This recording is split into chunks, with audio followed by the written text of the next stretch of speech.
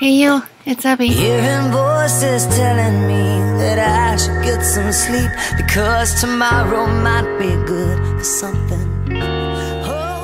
Alright you guys, I've been trying to record this today and I've been having the worst of luck, so I'm going to try this. You hear the noise? It's neighbor kids and my kids. So, let's try. Most of you that watch me, my spoonies, most of you have chronic illnesses, invisible illnesses. If you don't. Now anyways, you know there's a lot that goes in with dealing with a chronic illness. And like fibromyalgia, you're not just dealing with pain, you're dealing with so many other symptoms. And that's why I started building this channel, because I needed to connect with others. And I was wondering how many others are out there that are feeling the same exact way about it. And it's like, well, why don't I start talking to people online, see if anyone else can, relate. I'll be back. I'm sorry, you guys, those two. Anyways, there's a lot of hard things you have to go through when it comes to being sick. We have a spoonie that's asking for some help, and she's also looking for some spoonie friends that understand. Come through, spoonies. Okay, I'm gonna read to you what it says here. I don't need this. Alright, her name is Becky, and she says, "Hello Fibromom, I enjoy this video so much. I really needed to hear some of these things. I am a newly diagnosed 64-year-old woman. I was told I have fibro and small fiber peripheral neuropathy. I think I've had fibro for many years, only not to the degree that I have now. The neuropathy started a year ago, and this taking a big toll on my life. I am depressed, anxious, because I can no longer participate in most of the activities I enjoyed in my life. I even find it hard to do much with my beloved grandkids, which makes me very sad. I had started trying to go for daily walks in my neighborhood just for 20-30 minutes, but after a few days, my entire body was in so much pain I had to stay in bed for the last day and a half. Before all this, I was walking 3 miles a day with my dog and my grown daughter.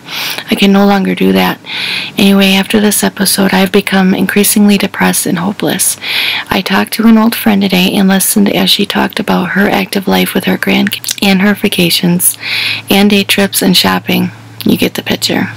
And I realized how much I have lost and how much I can no longer do. I feel isolated and lonely, a little jealous, and so very, very sad. I was seeing a therapist until recently, but it didn't seem to be helping, and I could no longer afford the expense. The doctor bills have totally taken over my life, and I just couldn't see spending the money for something that really isn't doing any good. I am taking gabapentin, have been on it for 9 months at a low dose. I am not fond of medication since I always had side effects, and upping the dose affects my memory, which is scary and makes me too groggy all day. Yeah, it's bad enough fibro fog does that to you. The new doc I saw who diagnosed me with a prescription for Effexor XR, and I was wondering if you or any of the other spoonies have any experience with it. I haven't started it yet because I know it will make me feel bad, and I do not want to feel any worse than I already do. Thank you for letting me vent, and thanks for all your videos. I feel so alone in this struggle. No one understands what I'm dealing with, and even though I am married, my hubby is just burned out on all of my problems. Thanks again for all that you do for others." First of all, thank you, Becky. That means a lot. I really appreciate the love you guys give to me on here. It's not just me hearing those things that so many of you have to say, and the emails and the letters I get in the mail, presents some of you have sent me. It's awesome. It blows my mind. And from all different parts of the world, in different walks of life. It's really cool. First thing I gotta tell you is that you are not alone in the struggle. As much as that feels, I promise you're not. There's so many that are feeling exactly the way you are. Like I said, that's why I picked up the camera and started, because I felt the same way. Your feelings are valid. You go from this one life, like you said, 3 miles, right? Yeah, before all this, I was walking 3 miles a day with your dog and your grown daughter, you said. That's awesome. But it's not your new life.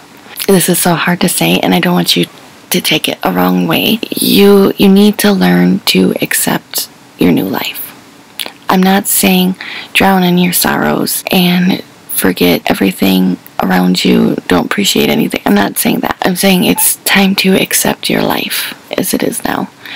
It's like just like that one saying goes, the problem that we have today is that we had this picture made up in our mind of how our lives were going to be, and it's the complete opposite. You gotta throw that away now and make your new life the best that you can. You don't have control. You can't help what you don't have control over. You didn't ask for this. You don't deserve this. But it's yours, and you gotta do what you can with it. I think it takes balls for you to say that you feel isolated, lonely, a little jealous, and so very sad. Because a lot of people have a hard time admitting that. That's really big of you to say. It tells me that you're really reaching out.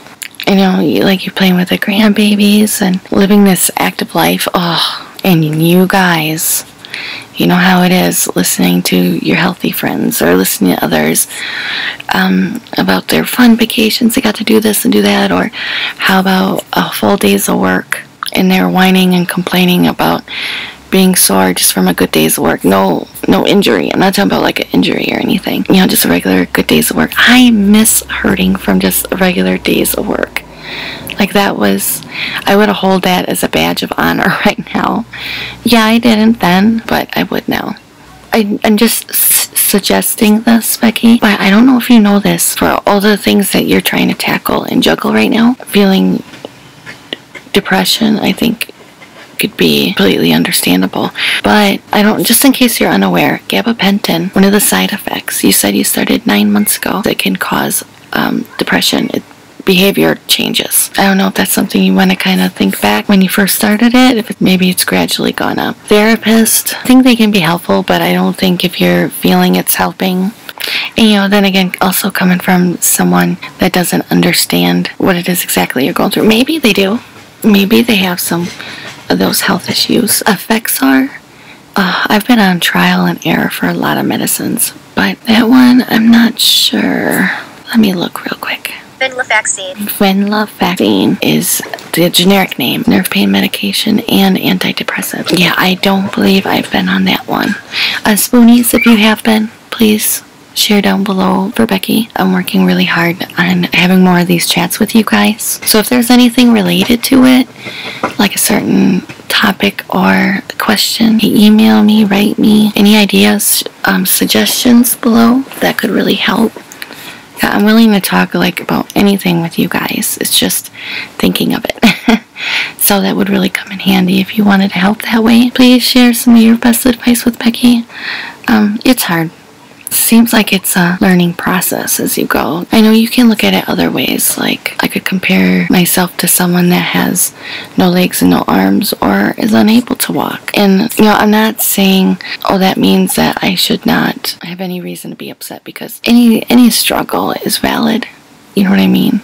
Like a lot of people say, well, be happy you don't have this, or be happy you're not blind. No, your struggles are still there. You know, it doesn't make it any less real. I'm learning as I go along too. Go through more of the videos. I hope this helps you, Becky, and anybody else that is struggling with that. We can get more in depth. I just don't want to give you a 3-hour video, but maybe we'll do it in sections. So if there's any more on it you want me to dig into, let me know and we'll talk more about that. I think it's really important, but just don't ever feel alone, because you're really not alone.